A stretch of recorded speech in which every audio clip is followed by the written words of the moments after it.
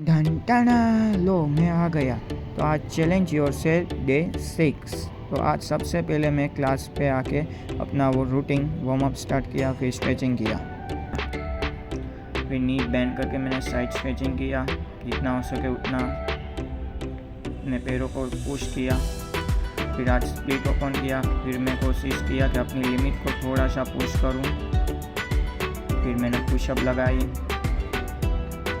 Pushup लगाने के बाद होल्ड किया, फिर पीछे बैठ के मैंने साइड टू साइड किया। साइड टू साइड करने के बाद तुरंत अपने पैरों को रिलैक्स किया।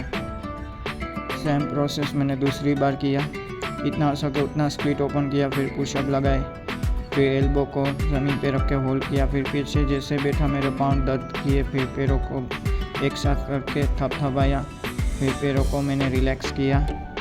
लास्ट में बटरफ्लाई करते ही आज का वर्कआउट ख़त्म किया। आप लोगों को हमारी वीडियो कैसी लगती है कमेंट करके ज़रूर बताइएगा। मिलते हैं नेक्स्ट वीडियो में। डन टाना।